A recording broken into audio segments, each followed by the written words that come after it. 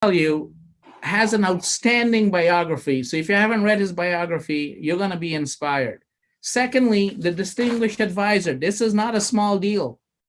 You will have to know the hurdles Frank has to go through to be selected as the winner of the new advisor. It's based on knowledge and skills, and he has a ton of that. Referability, industry collaboration. He is heavily involved in his field of expertise.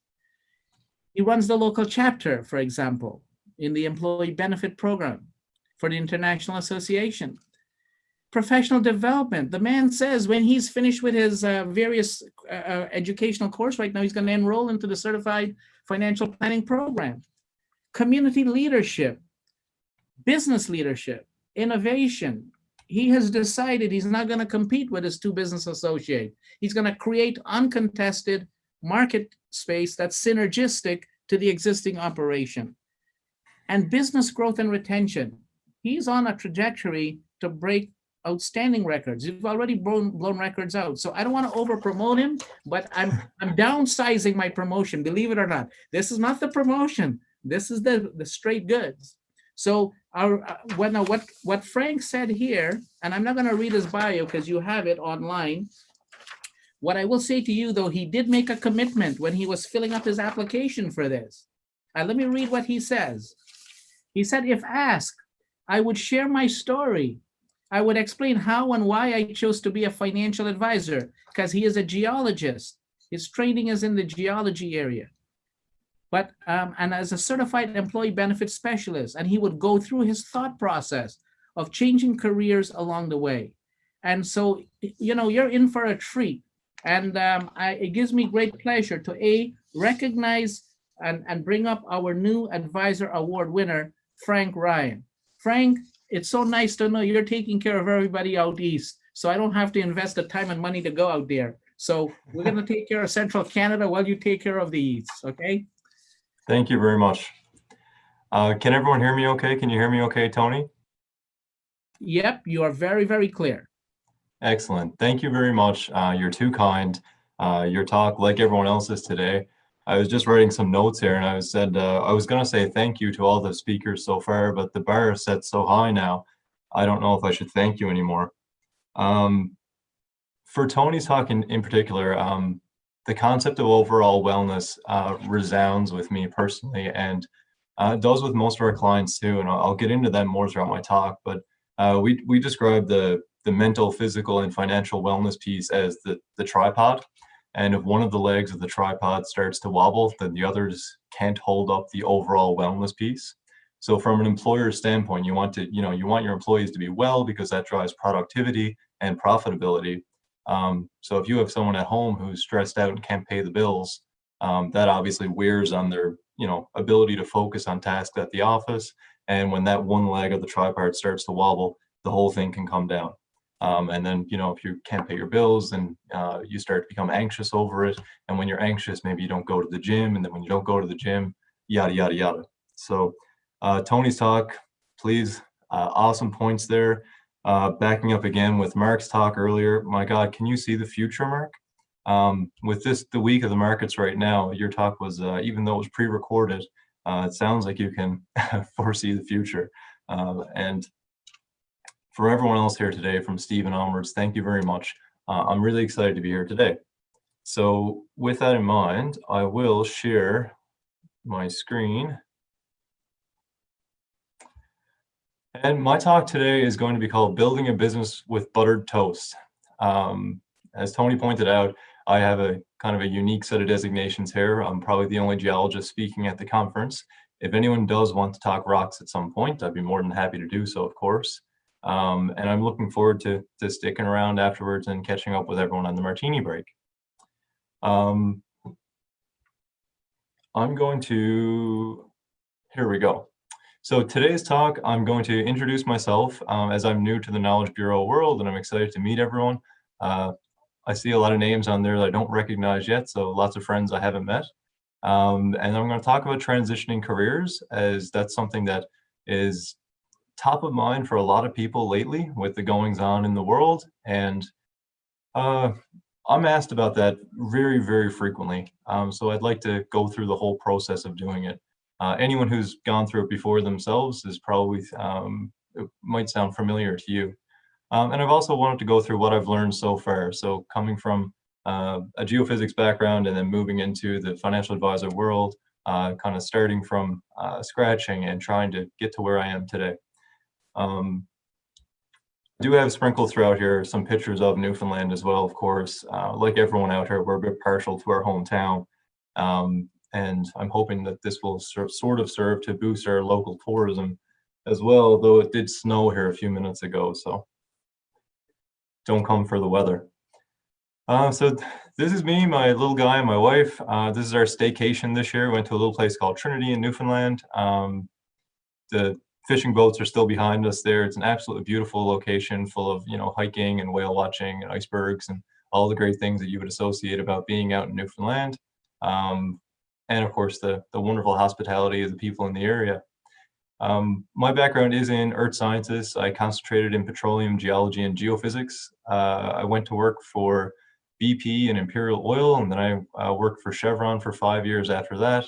While working for Chevron, I did my MBA in finance and leadership. And then I decided to switch careers and be a financial advisor with my brother and my father. My mother is in the practice. We have a few support staff and a couple other advisors here as well. And then I did my Certified Employee Benefits Specialist designation and the ICEBS Fellow. So it's been a bit of a strange career so far, but the more I get to know more people in our industry and others, there's not many people that have a linear growth pattern. But when I did start my career at Chevron, particularly, we'd get these memos sent out about so-and-so who was promoted, and they would always say the same thing, this person started as a geologist in this realm, and they had roles of increasing responsibility, and then, one day they're an executive vice president. And I thought that was just what you did. You started out at the bottom, and then you, through progressive roles of increasing responsibility and pay, you would just be successful. And now looking back on it, I think that's an excellent way to probably get sell a book or encourage people to buy it. But I think that would be called clickbait these days. I think much more commonly we see success like this. It's not a straightforward path. There will be highs and lows in your career, just like there will be highs and lows in the economy. And with the last couple of years, what we've been through, I think this is top of mind for everyone. So the motivational piece of this is,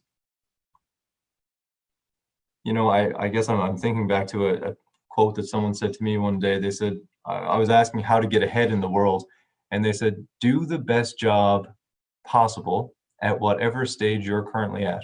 Whatever job you're currently doing, do the best job possible at it, and you will get recognized. And that's the way I've tried to live my life. No matter what's been thrown at me, I pour my heart and soul into it. And the benefits are starting to become more apparent.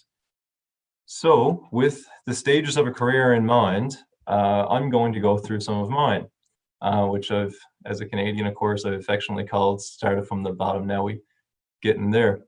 I was going to call this from rocks to riches, but I think that's kind of a disservice to rocks. And probably I would need to be a lot richer to get away with it. So on the left, I'm scuba diving in the Yucatan Peninsula in Mexico, looking at some ancient reefs, coral reefs.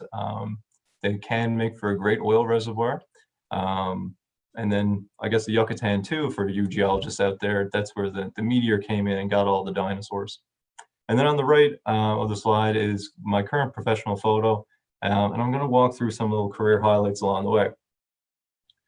So when I started my career in geoscience, I was, fresh, ready to enter my career coming out of university where, I was president of my student society. I was fortunate to win a lot of awards and scholarships along the way. I had a couple of great internships. I was ready to take the world by storm. And I think this is that stage in the learning cycle that I was unconsciously unaware of the things that I did not know. So, started at a high point in the morale and, ready to go. And I should make note that on my first day with Chevron in my real, grown-up job, I did get a call from my father offering me a job at our local financial advising practice, the phone rang pretty early in my office that day, and it was here. Dad asked me how everything was going, and at the end of it, he said, if you ever do want to work for us, we're here. So I appreciate it, but I was pretty set in what I wanted to do. So here I was. Um, Pretty quickly in that learning cycle, I learned about all the things that I didn't know as a geologist. So coming out of school, being on top of the world, I very quickly learned in the actual working world that I was, not quite as good as I thought I was at geology and geophysics. And when I got a call from my dad at this point, starting to switch careers sounded like a really good idea.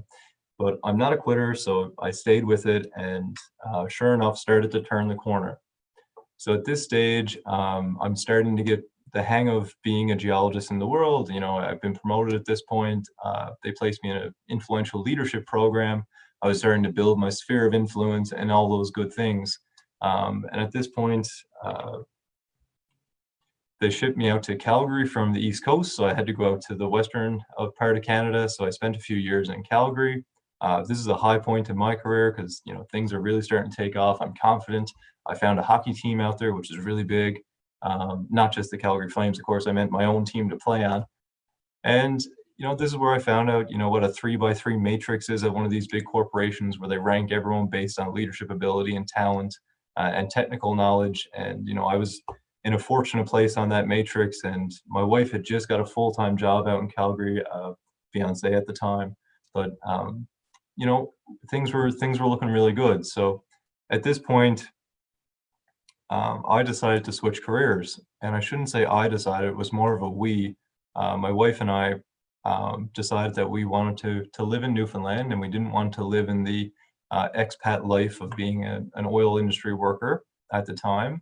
And we decided to move back to Newfoundland. And one of the easiest ways for me to do that was to finally accept the job offer from my brother and my father. So, my father had been calling me just about every day throughout my working career at this point, checking in, which is really nice. But this one day, my brother calls me and says, Frank, I'm not putting any pressure on you, but we're growing to a point that if you don't come back soon, we really do need to get someone else in here to work on this. So this was kind of the catalyst that really gave me a kick in the pants to take this more seriously. And at this point, my wife and I, like I said, things were going so well. So we were trying to make a big decision. And what we did was we sat down separately and we wrote down the 10 most important things in life to each of us. And then we also put in a second column there, what location would best suit each of those things. And it quickly became obvious that Newfoundland ticked a lot of those boxes for us, with both of our families being from here. And with a job opportunity here and everything else. Fortunately, 9 of those 10 things on both of our lists were the same. We both had financial stability there pretty early on that list. I had financial wealth later on. She didn't have it there, but here we are. So I left the high point of my geology career where, I was flying around the world doing business reviews and things with first class. And now I found myself starting a new job all over again. And this time I was out in the secretary's chair, which happens to be the same place I sat when I was in grade 8 in the summer times working for my parents. And I was studying for the life licensing exam and trying to become a financial advisor.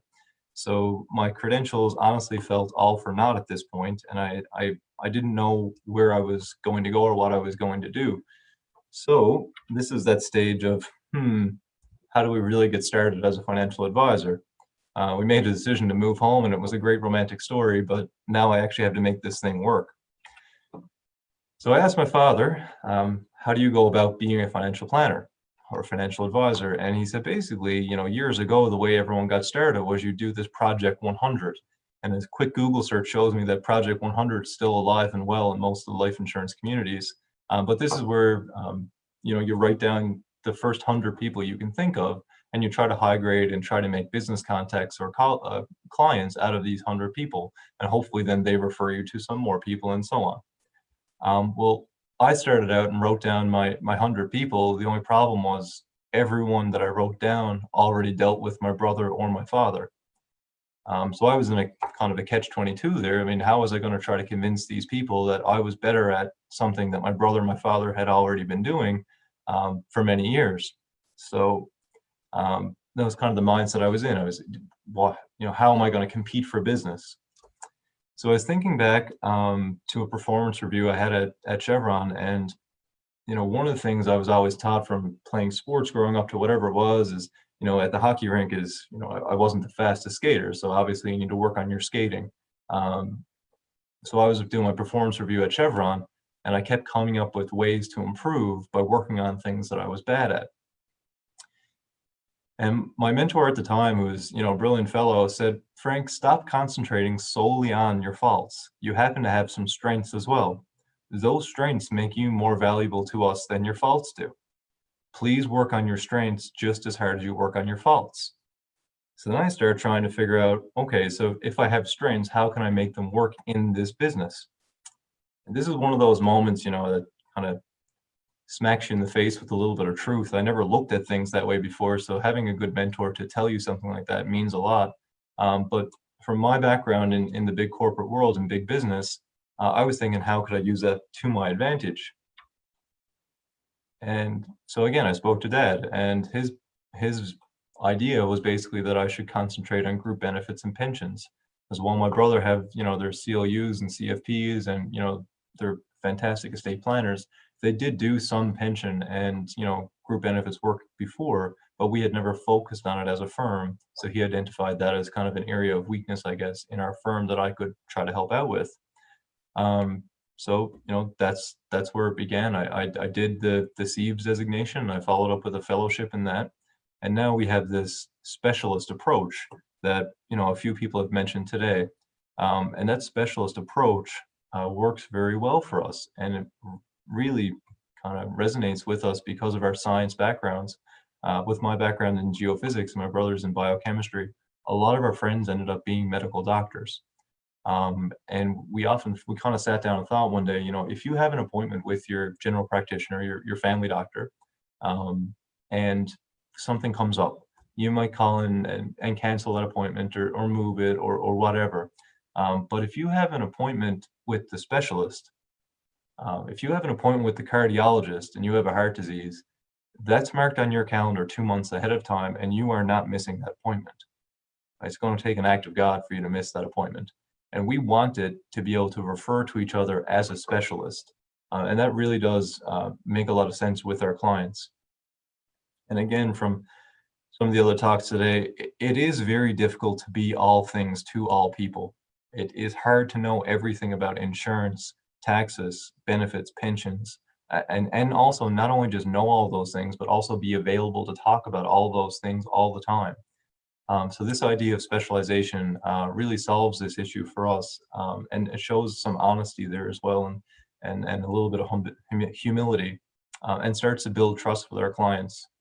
So the idea of specialization is a big part of what we do every day. It also brings us from a place of competing for business to referring to each other for business, which makes a lot of sense for our firm. So if I'm in a room talking to someone about group benefits, and the business owner starts asking me about partnership insurance or estate planning, I know enough to be dangerous, but I certainly know enough to get my brother and my father an appointment. And when they show up to that meeting with my brother and my father to talk about those individual estate planning needs, they've already been referred there from someone who's built trust through group benefits or pensions. And of course, that works vice versa as well, with my brother and my father talking to business owners and then referring them to me to focus on their pensions and benefits business. So with that, the specialist mindset intact, I'm going to talk now about the 3 lessons I've learned so far in the business. And here I'm going to share some stories with you and some quotes that I like to live by. And hopefully you guys can get something from this.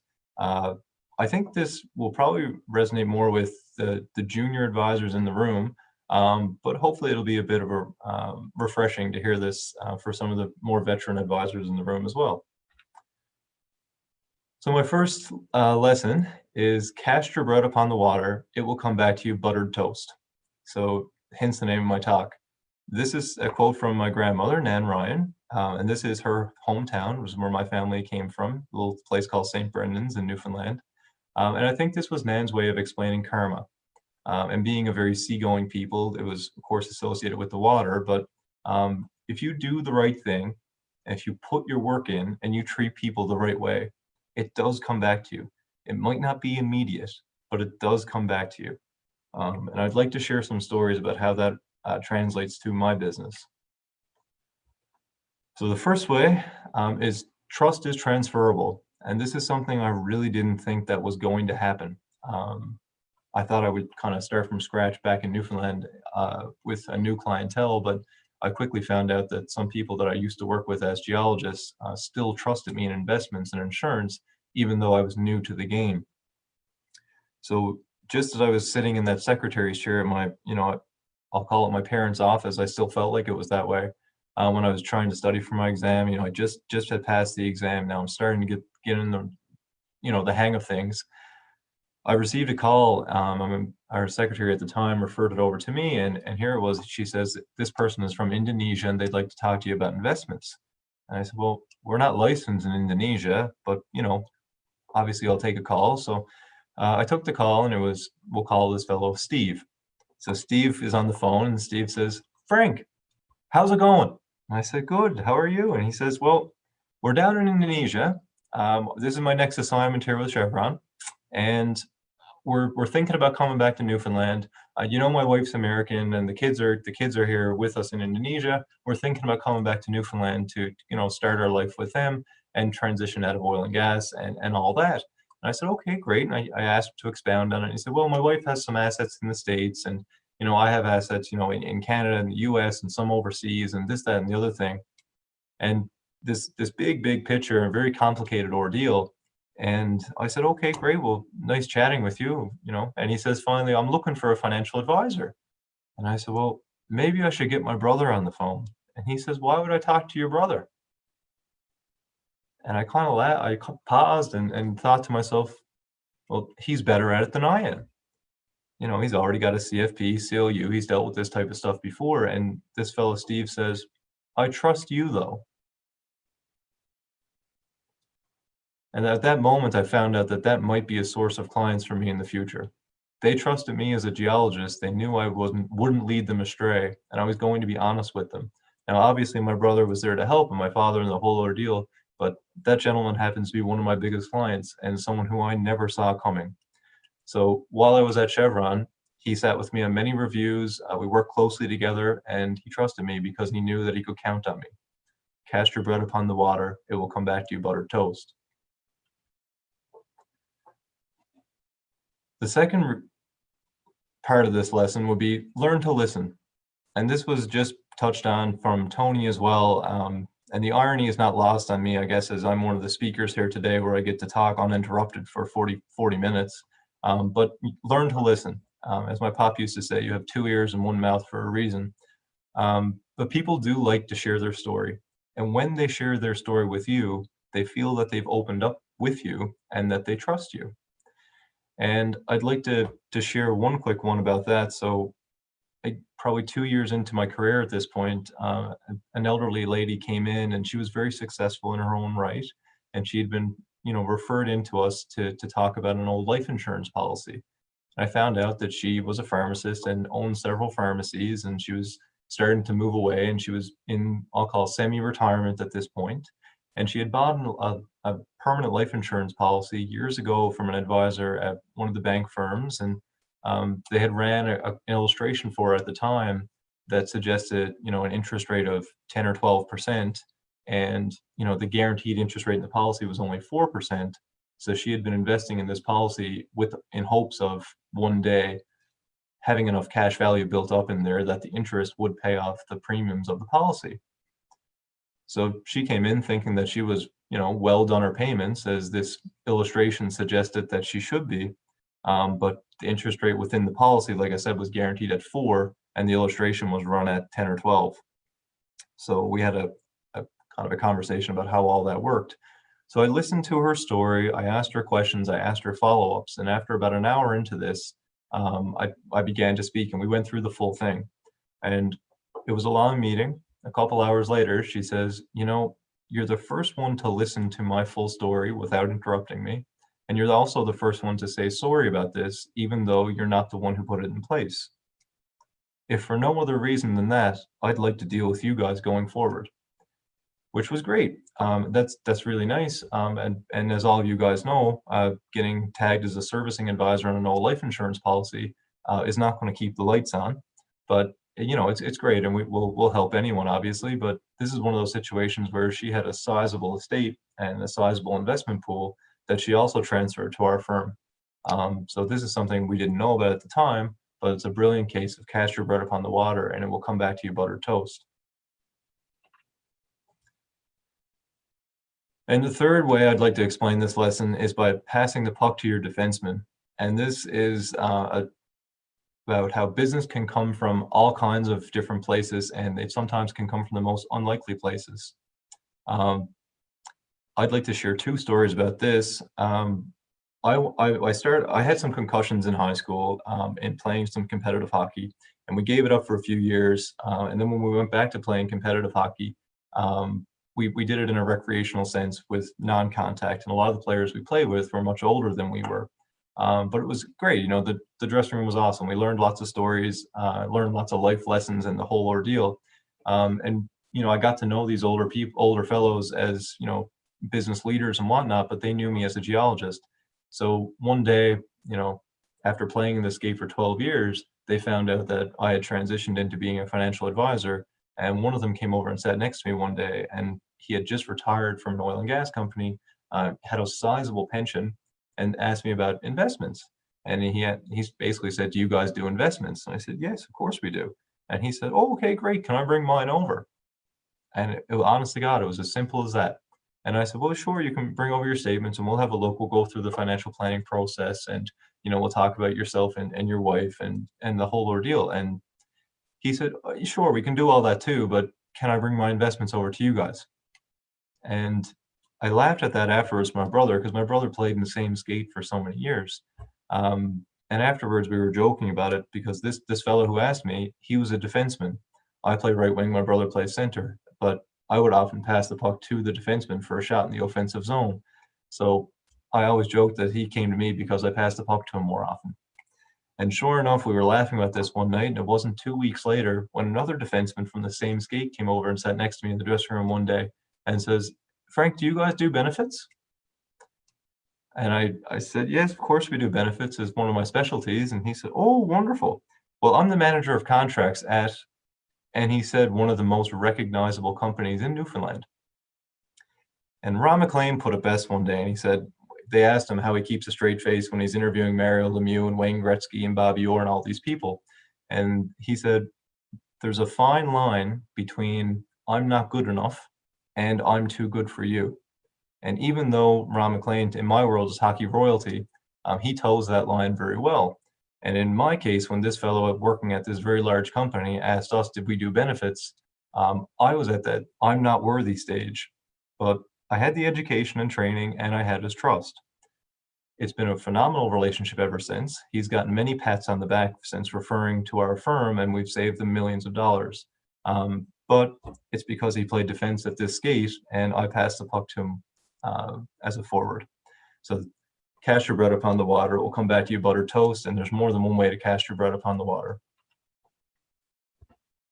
The second lesson that I wanted to go through since I started in this business is, Frank, it's blindingly obvious. And this is from Joe McQuaker. He is a leading mudstone expert, works for ExxonMobil right now, but in this picture, he was a professor of mine, and he was my honors thesis supervisor. He studied muds and shales before shale gas became popular. For about 30 years, he studied shale when no one else was studying shale. So when all of a sudden everyone learned how to hydraulically fracture shale and get gas out, he was tremendously sought after. In this picture, we were over in the UK on a field school, and this fellow was pointing out how mud could deposit in flow, whether it be a river or an ocean or whatever, as long as the little particulate overcame its Froude number and fell out of suspension. And this can happen, and you know, due to complex geochemical attractions. And all this, and it doesn't really matter. The point was he was trying to explain something that was extremely complex that he understood intimately to someone in the field who had little to no experience with it whatsoever. And we still laugh at this to this day, but what's obvious to some people may not be obvious to everyone else. And this comes back to financial literacy in my world today. What's obvious to me or my family or a lot of you people that we're speaking with, it's not obvious to a lot of our clients. I mean, in this picture here, I mean, Joe is pointing at the cliff, which runs up along the right side of that picture there.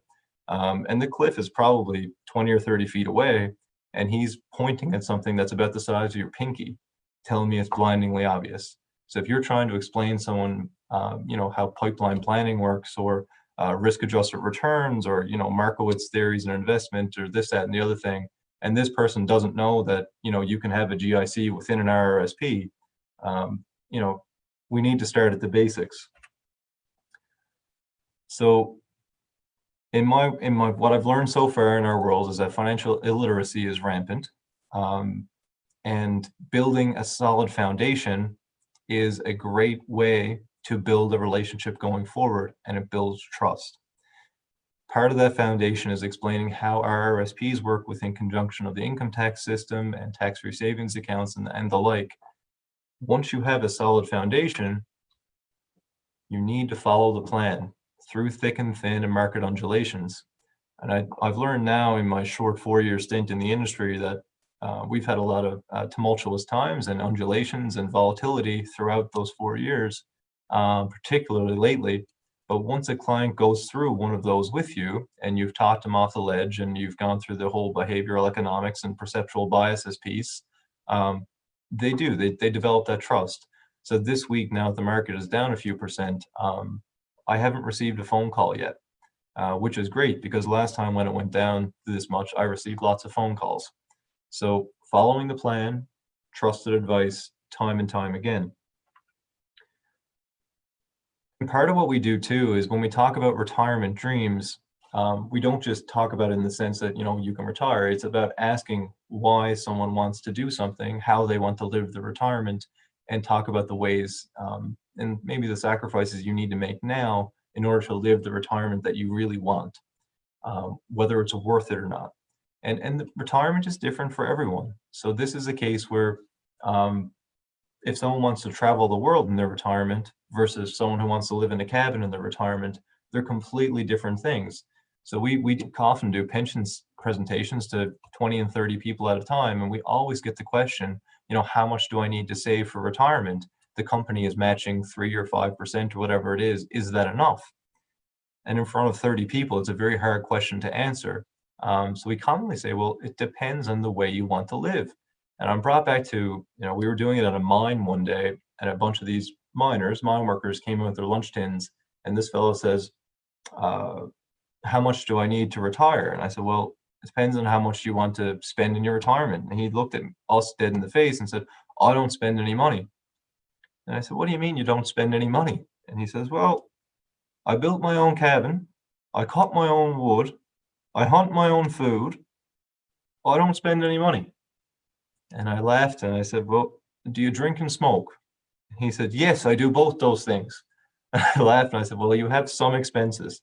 You probably should realign those things by going to the gym or spending more time outside or what have you, but you do have expenses. So maybe you don't need as much as the person next to you that, wants to travel the world, but you do have to save something.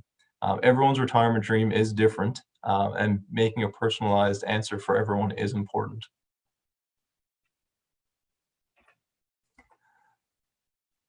And finally, there will always be a Walmart.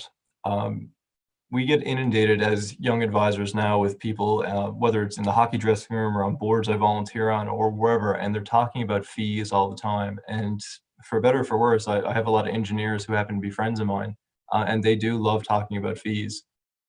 I've always said to them, I will never compete on fees. And it's something that goes back to MBA training, but if you're trying to compete on fees or cost, there will always be a Walmart, and maybe that's Amazon now or some other platform, but in my day it was Walmart. There are all kinds of ways to prove this theory, whether it be the, competing on just net returns or net after fees or taken out returns. But in making this presentation, I was thinking, this conference costs money to attend. Whether you're a sole proprietor coming here on your own accord as an investment advisor, or you work for another company, someone paid for you to be here. I would hazard a guess there's not too many do-it-yourself investors who decide to attend this conference to get better at tax planning so they could do their own investments better. It's very difficult to beat professionals over the long term when you're doing it yourself part-time. And that's the whole gamma factor that Tony just went through as well. So I'll voice the Serrano study that came out in 2010, which showed that basically the study surveyed 3,600 families, roughly half of which had a financial advisor and half of which did not have a financial advisor. And at the end of 15 years, they compared who had more assets on an average basis. And those with financial advisors had 173% more assets after 15 years than if the families who did not have a financial advisors. And when that study came out, they received a lot of feedback. I'll say that the authors took some feedback, and basically they had to, they were accused of, rich families always have financial advisors. There's inherent biases in your study, yada, yada, yada. And they took the feedback, normalized a lot of these factors out, and tried their best to remove those biases, and republished the study in 2014. When they came out with the second study with those biases taken out, families with a financial advisor now had 290% more assets over 15 years than those who did not have a financial advisor. I think the most interesting part of that 290% number is that only about 70% comes from investment returns. The majority of that advice comes from encouraging people to save money over time, buying the appropriate insurance policy to, take care of people when a critical illness happens or a long-term disability happens, coaching them on how tax works and what have you. It's those extra things, the gamma factor that we provide, that is valuable. So the bottom line here again is you are valuable.